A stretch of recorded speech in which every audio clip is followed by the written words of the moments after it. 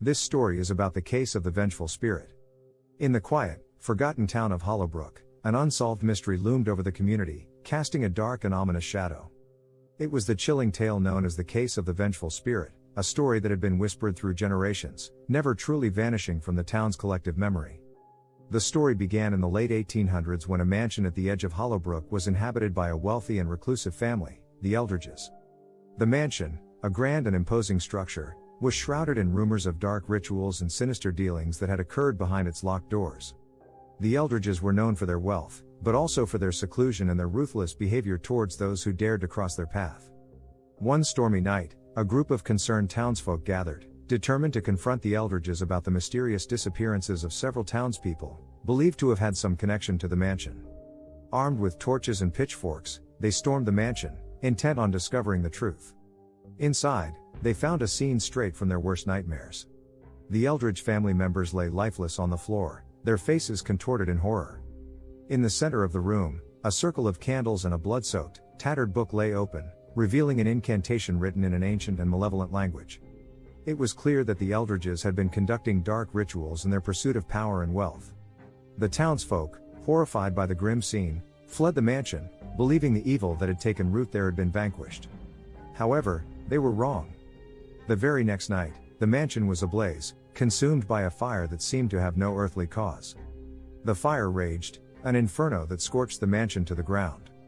In the years that followed, the mansion's remains remained untouched, a dark and eerie reminder of the Eldridges' malevolence. It was said that on certain nights, the spirits of the Eldridge family would rise from the ashes, wandering the charred ruins in search of vengeance. Visitors to the town soon experienced a series of terrifying events. Apparitions appeared at their bedside, whispering warnings of impending doom. Cries of anguish echoed through the night, and phantom footsteps resonated through the town's empty streets. The cursed mansion, now reduced to a desolate graveyard of its former self, seemed to draw the lost souls of Hollowbrook into its haunting web. Townspeople reported that on moonless nights, a chilling fog would envelop the ruins, and an otherworldly aura would emanate from the scorched earth. Those who dared venture close would feel an icy hand grasp their heart, the vengeful spirit of the Eldridges reaching out from beyond the grave. Hollowbrook became a town besieged by fear and despair, and over time, its population dwindled as people fled the malevolent presence. The curse of the vengeful spirit persisted, a constant reminder that some horrors could never be fully extinguished. To this day, the ruins of the Eldridge mansion stand as a testament to the relentless wrath of the vengeful spirit, serving as a warning that some evils, once awakened, can never truly be put to rest. Hollowbrook remains a town gripped by the chilling specter of the case of the vengeful spirit, a nightmare from which it may never awaken. This story is about the possessed doll. Detective Jane Patterson had faced many unsettling cases in her career, but none had prepared her for this. It all began on a rainy evening when a distressed family reported strange occurrences in their home. Their 6-year-old daughter, Lily, had received a doll as a birthday gift, a seemingly innocent porcelain figurine with a frilly pink dress. Little did they know that this doll would soon become the harbinger of nightmares. Lily's parents were baffled by their daughter's behavior. She would whisper to the doll and insist that it talked back. They dismissed it as a child's imagination until one evening, when they heard a faint, eerie voice emanating from Lily's room. Rushing upstairs, they found the doll moving on its own, its lifeless porcelain eyes following them with an unnerving gaze. Their terror grew when they discovered cryptic messages scribbled on the walls in red paint, seemingly written by a child's hand. With mounting concern, the family contacted the police, and Detective Patterson was assigned to the case. She arrived at the house to find the doll perched on a small chair, its glassy eyes fixated on her. There was something undeniably sinister about it. When Patterson picked it up, a sudden sense of foreboding washed over her.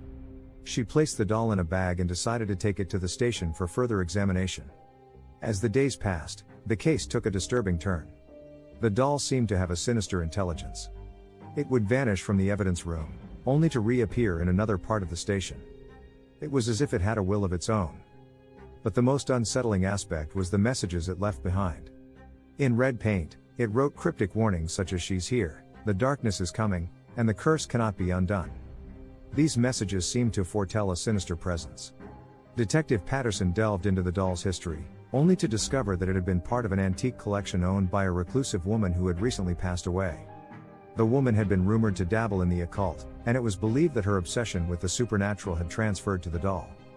The detective couldn't shake the feeling that the doll was possessed by the tormented spirit of the collector. As the investigation continued, the doll's malevolent influence began to take a toll on the officers. Nightmares plagued their sleep, and they heard ghostly whispers in the shadows. Some even claimed to see apparitions lurking in the corners of the station. Fear gripped the department, and morale was at an all-time low. One fateful night, Detective Patterson decided to confront the doll's malevolent presence head-on. Armed with a crucifix and holy water, she stood before the possessed doll. In a trembling voice, she demanded that whatever entity inhabited it reveal itself. To her astonishment, the doll's head slowly turned, and its painted lips parted to emit an eerie, inhuman voice. "I am trapped. Release me," it hissed. Patterson knew she couldn't destroy the doll, it would only release the malevolent spirit within, potentially causing even more chaos. Instead, she enlisted the help of a local paranormal expert to perform a ritual to bind the spirit to the doll once and for all. The night of the ritual was tense and filled with dread. As the expert chanted incantations, the possessed doll convulsed and writhed, its porcelain features contorting in agony. In the end, the room grew cold, and the doll fell silent. The ritual had succeeded. With the spirit now bound to the doll, it was placed in a specially crafted, sealed case and stored in a secure, undisclosed location. Detective Patterson had seen enough horror to last a lifetime, and she hoped never to encounter anything like the possessed doll ever again. The case remained an unsettling memory, a testament to the chilling fact that there are dark forces in this world, and some objects, even seemingly innocent ones, can become vessels for the malevolent entities that linger in the shadows. In the small, isolated town of Blackwood, nestled deep within a dense forest in the Pacific Northwest, a haunting mystery loomed over the community for decades. It was a mystery that had tormented the townsfolk, a tale whispered around campfires and behind closed doors. The legend of the phantom radio calls.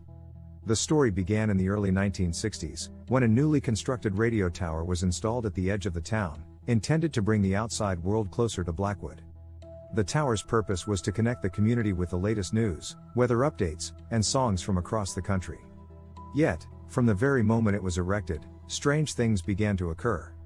Late at night, when most of the town was asleep, the town's only radio station, WBRK, would suddenly broadcast an eerie, high-pitched noise that sent shivers down the spines of those who heard it. Residents reported hearing whispers and faint, ghostly voices coming through their radios.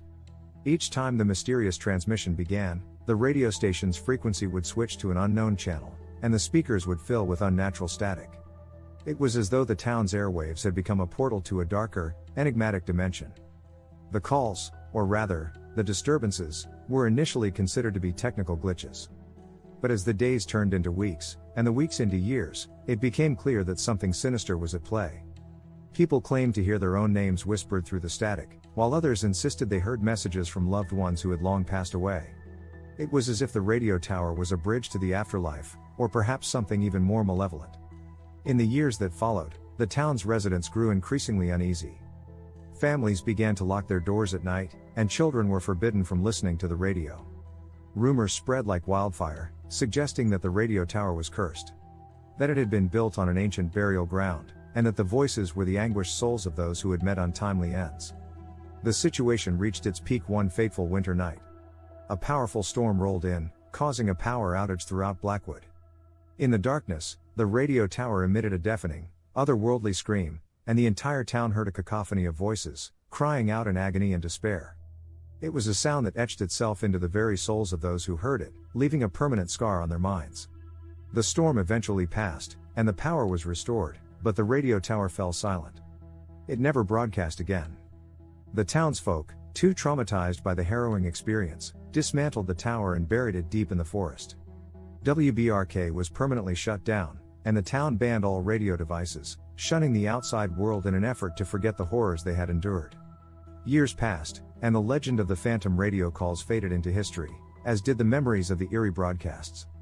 Blackwood continued its isolation, an insular community cut off from the world by choice. But to this day, on the rare occasion when a thunderstorm rolls in, the townspeople claim they can hear faint echoes of those ghostly radio calls in the distance, as if the spirits that haunted the tower have never truly left. The legacy of the phantom radio calls lives on. A chilling reminder that some mysteries are best left unsolved, and some frequencies are best left undisturbed.